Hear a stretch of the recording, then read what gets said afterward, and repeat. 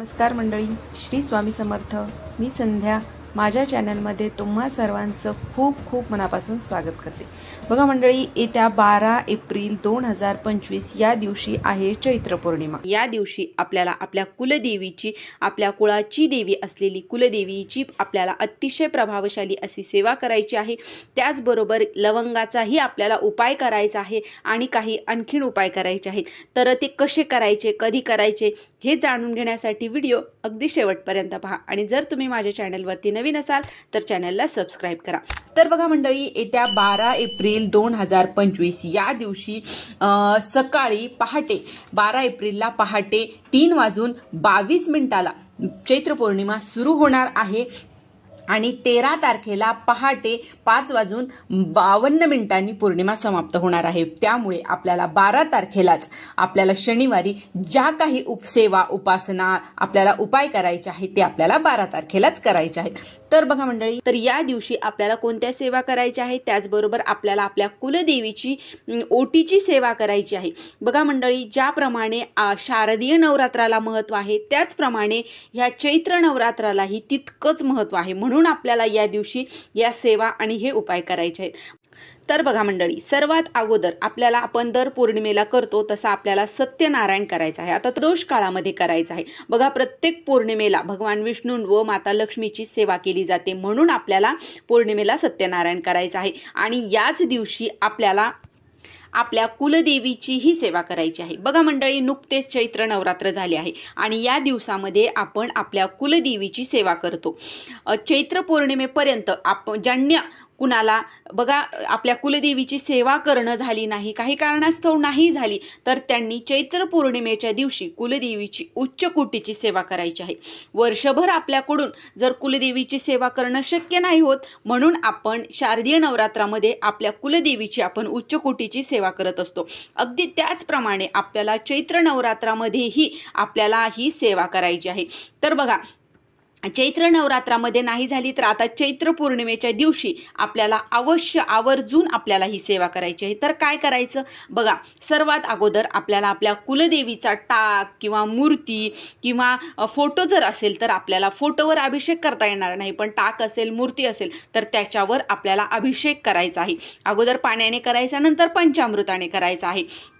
आणि आपला हे अभिषेक करत असताना तुमच्या कुलदेवीचा जो कुठला मंत्र असेल तो मंत्र म्हणत म्हणत अभिषेक करायचा आहे किंवा नवार्ण मंत्र म्हणत म्हणत आपल्याला अभिषेक करायचा आहे.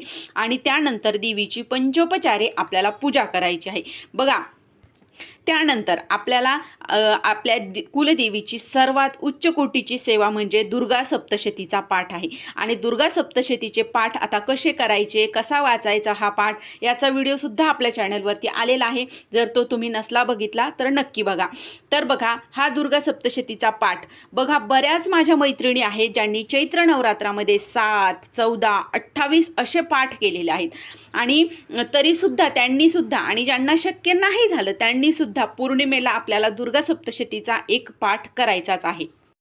आणि बघा, या दिवशी हवन सुद्धा केलं जातं. जर तुम्हाला शक्य झालं तर तुम्ही हवन सुद्धा करू शकता.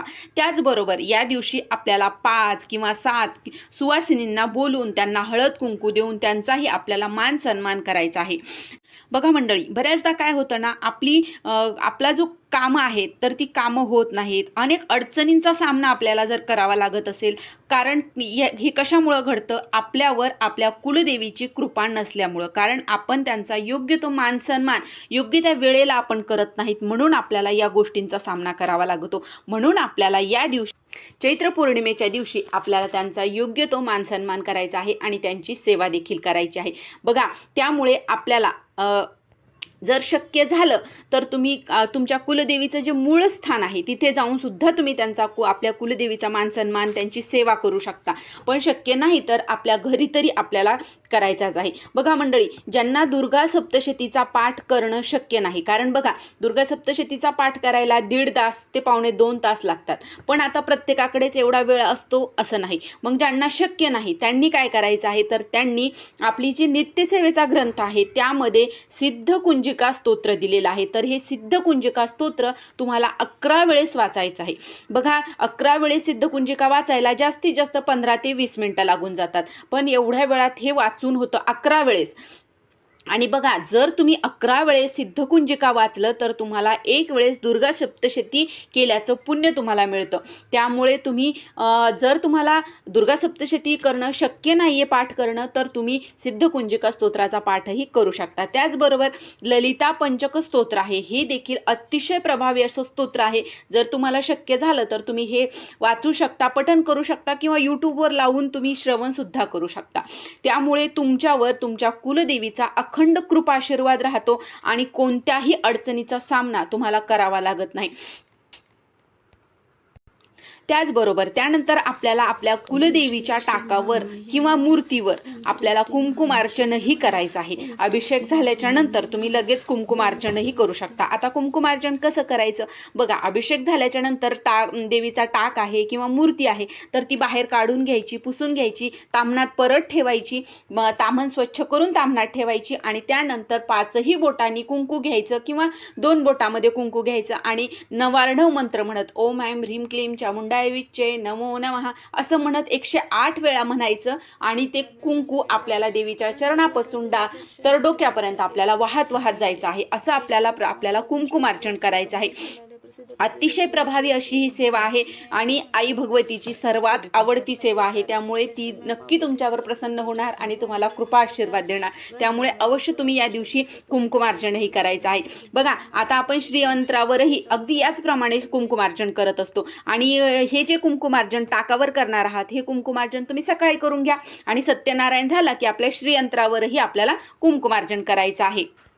त्यानंतर सर्वात महत्त्वाचं म्हणजे आपल्याला या दिवशी आपल्या कुलदेवीचा मान सन्मान करायचा आहे. बघा, कुलदेवीच्या मूळ स्थानावर जाऊन मान सन्मान करणं शक्य नाही तर तुम्ही तुमच्या देव्हाऱ्यात असणाऱ्या कुलदेवीच्या समोर त्यांचा फोटो वगैरे मांडून तिथे सुद्धा तुम्ही त्यांचा मान सन्मान करू शकता. त्यांची ओटी भरायची आहे. ओटीचं सर्व साहित्य काढायचं, 11 अलंकार, साडी, त्यानंतर ब्लाऊज पीस सर्व काढायचं आहे आणि आपल्या कुलदेवीची आपल्याला ओटी भरायची आहे. आता बघा, यापैकी जेवढ्या सेवा तुम्हाला करणं शक्य होईल तेवढ्या सेवा तुम्ही अगदी मनापासून करा. बघा, कुठलीही सेवा जेव्हा आपण मनापासून करतो तर ती देवापर्यंत पोहोचतेच आणि अशक्य ही गोष्टी शक्य होतात आणि त्या सर्व आता बघा, यापैकी जेवढ्या सेवा तुम्हाला करणं होतील तेवढ्या तुम्ही आवर्जून करा. पण जर शक्य झालं तर सर्व सेवा तुम्ही करू शकता. आता बघा, त्यामुळे काय होतं ना, आपल्या कुलदेवीचा कृपा आशीर्वाद आपल्यावर राहतो आणि अखंड कृपा तिची आपल्यावर, आपल्या घरावर राहते आणि आपल्या भोवती एक संरक्षक कवच निर्माण होत असतं. त्यामुळे आपल्याला या सेवा अवश्य करायच्या आहेत. त्यानंतर आता एक अत्यंत प्रभावशाली असा उपाय करायचा आहे जो लवंगाचा उपाय आहे. बघा, यामध्ये आपल्याला काय करायचं आहे, आपल्याला 21 अखंड लवंगा घ्यायच्या आहेत.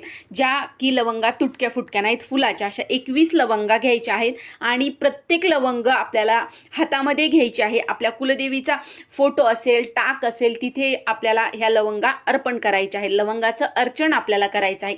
तर हे कसं करायचं, एक लवंग घ्यायची, हातामध्ये घ्यायची उजव्या हातात आणि एक वेळेस आपल्याला कमलात्मक मंत्र म्हणायचा आहे. आता बघा, वरती स्क्रीनवरती तुम्हाला कमलात्मक मंत्र दिसत असेल. हा मंत्र आपल्याला म्हणायचा आहे आणि ही लवंग आपल्याला देवीच्या चरणावर अर्पण करायची आहे. परत एक लवंग घ्यायची, परत कमलात्मक मंत्र म्हणायचा, परत ती लवंग आपल्याला आईच्या चरणाशी अर्पण करायचे आहे. अशा प्रकारे आपल्याला 21 वेळेस कमलात्मक मंत्र म्हणायचा आणि 21 लवंगाचं अर्चन आपल्याला आईला करायचं आहे. बघा मंडळी, ज्याप्रमाणे लक्ष्मीला लवंगा प्रिय आहेत, अगदी त्याचप्रमाणे आपल्या कुलदेवीलाही लवंगा प्रिय आहेत. यामुळे ज्यावेळेस आपण हे लवंगाचं अर्चन करतो कमलात्मक मंत्र म्हणत, त्यावेळेस आपल्या भोवती एक सुरक्षा कवच निर्माण होत असतं आणि आई भगवती आपल्यावर प्रसन्न होते आणि आपल्याला ती कृपा आशीर्वाद देत असते आणि आपल्या घरावर कुठल्याही प्रकारचं संकट ती येऊ देत नाही. म्हणून आपल्याला ही लवंगाचं अर्चन आपल्याला करायचं आहे. आता बघा, नंतर हे अर्चन झाल्याच्या नंतर या लवंगा आपल्याला दिवसभर तिथंच ठेवायच्या आहेत. दुसऱ्या दिवशी आपल्याला या लवंगा उचलायच्या आहेत. नंतर या लवंगाचं काय करायचं, तर या लवंगा तुम्ही प्रसाद म्हणून दररोज या लवंगा तुम्ही डब्बीमध्ये देवघरामध्येच ठेवायच्या आहेत. दररोज प्रसाद म्हणून तुम्ही एक लवंग खाऊ शकता किंवा चहामध्ये कशामध्ये वापरू शकता. पण या लवंगा तुम्ही भाजीमध्ये, मसाल्याच्या भाजीमध्ये वापरू नका. फक्त या तुम्ही प्रसाद म्हणून दररोज सुद्धा एक घरातले प्रत्येक जण खाऊ शकतात. तर या सेवा आणि हे उपाय आपल्याला चैत्र पौर्णिमेच्या दिवशी अवश्य करायचे आहेत. तर ही छोटीशी माहिती होती जी मला तुमच्यापर्यंत पोहोचवायची होती. जर तुम्हाला हा व्हिडिओ आवडला असेल तर व्हिडिओला लाईक करा, जास्तीत जास्त लोकांपर्यंत हा व्हिडिओ शेअर करा आणि माझ्या चॅनलला सबस्क्राईब करा. श्री स्वामी समर्थ.